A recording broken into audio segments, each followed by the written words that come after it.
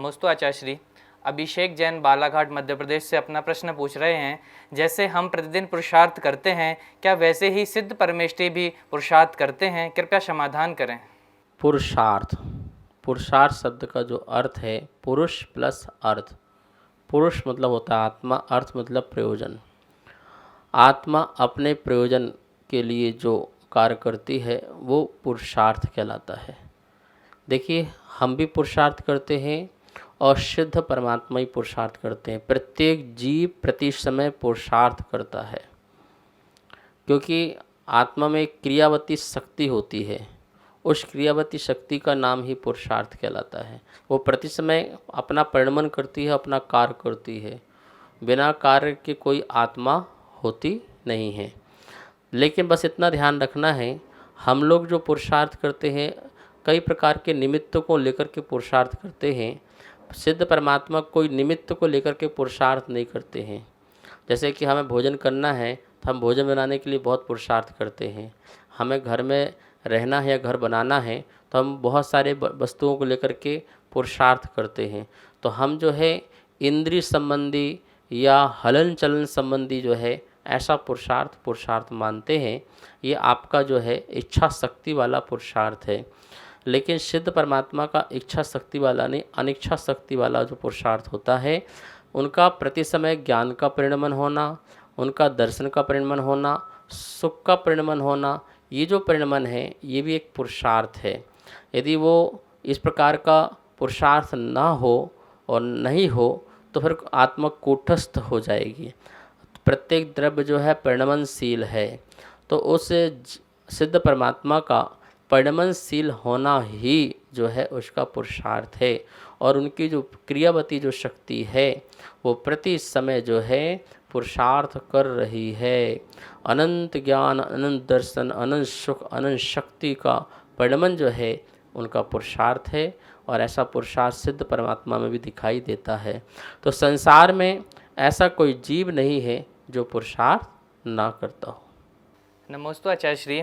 Doctor Nirmal Jain Kota Rajasthan से अपना प्रश्न पूछ रहे हैं, जैसा कि जैन धर्म में बताया गया है कि 4 गतियां होती हैं, परंतु जो छैडाला जी ग्रंथ है उसमें एक श्वास में 8-10 बार जन्म मरण निगोदिया जीवों का बताया गया है, तो फिर निगोदिया जीव को क्यों गति में नहीं मानते? कृपया समाधान करें।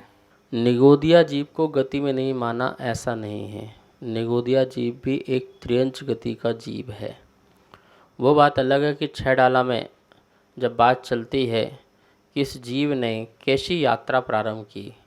बोले निगोद से निकल कर के त्रियंच गति में आया, फिर नरक गति गया, वहाँ से निकला मनुष्य गति में आया, फिर देव गति गया, फिर त्रियंच गति में चला गया। तो इस प्रकार से हमने ये सोच लिया कि निगोद से निकल के आया और त्रियंच में आया, तो मतलब कि निगोदिया की तो कोई गति ही नहीं रह गई, क्योंकि वो त्रियंच में आ रहा है और फिर बाकी 4 गति में घूम करके पुनः वहीं चला जा रहा है। तो क्या निगोदिया की गति नहीं है? क्या नहीं है। निगोदिया भी त्रियंच गति में ही है, क्योंकि निगोदिया भी क्या है, एक इंद्रिय जीव है। और एक इंद्रिय जीव की जो गति होती है वो त्रियंच गति होती है।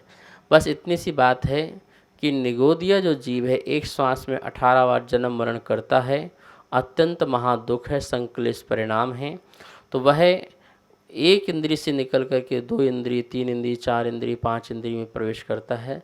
तो एक उसका कहते हैं पुरुषार्थ है या पुण्य है। वो आगे बढ़ रहा है और आगे चल कर के गति भ्रमण करते हुए फिर वो वहीं पहुंच जाता है।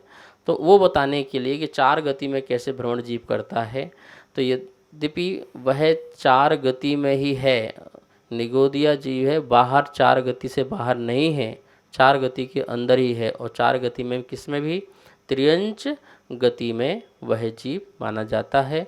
तो संसार में जब तक प्राणी है बिना गति के हो ही नहीं सकता है। बिना गति के जीव नहीं रह सकता है, ठीक है ना। तो कोई ये अन्यथा न समझे कि पंडित दौलत राम जी ने छैडाला में निगोद से प्रारंभ किया है, मतलब निगोद नाम की कोई गति नहीं है। वो तो त्रियंच मनुष्य आदि में आए तो 4 गति घूम करके वहाँ पहुँच गया, तो निगोद कोई गति नहीं है, ऐसा नहीं मानना। वो सिद्धांत नहीं है, वो है त्रियंच गति का निगोदिया जीव कहलाता है। नमस्ते आचार्य श्री। मधु जैन देहरादून से अपना प्रश्न पूछ रहे हैं कि सम्यक के 8 अंग निकांक्षित इत्यादि तथा 8 गुण संवेग निर्वेद इत्यादि, इन दोनों में क्या अंतर है? क्या गुण और अंग अलग अलग होते हैं? कृपया समाधान करें। सम्यक दर्शन के 8 अंग और सम्यक दर्शन के 8 गुण, अंग और गुण इन दोनों में क्या अंतर है? देखिए, अंग जो अभिन्न होता है वो अभिन्न है। जैसे हमारे ये शरीर से हाथ जो है, तो शरीर से हाथ जो है अभिन्न है, भिन्न नहीं है, अलग नहीं है। ऐसे ही निसंकित निकांचित आदि जो आत्मा के अभिन्न परिणाम हैं वो हमारे से आत्मा से भिन्न नहीं है। तो क्या गुण भिन्न है? नहीं, गुण भिन्न नहीं है, वो उन अंग की क्वालिटीज़ हैं, ठीक है ना।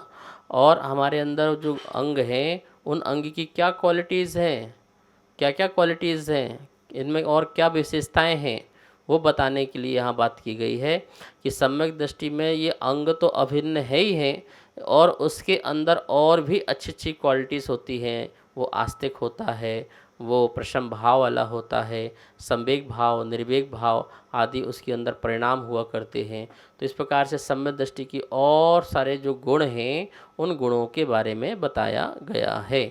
यहाँ पर जो सम्यक दर्शन के जो 8 अंग कहे गए हैं, निश्चित ही वो 8 प्रकार के जो अंग कहे गए हैं, सम्यक दर्शन में जो अतिचार अनाचार दोष लगते हैं उनके अभावजन्य कहे गए हैं कि हम जो है शंका नाम का दोष न करें, कांक्षा नाम का दोष न करें, और ना ही किसी प्रकार से जुगुप्सा करें, और किसी प्रकार से अन्न दृष्टि प्रशंसा और अन्न दृष्टि संस्थाव न करें।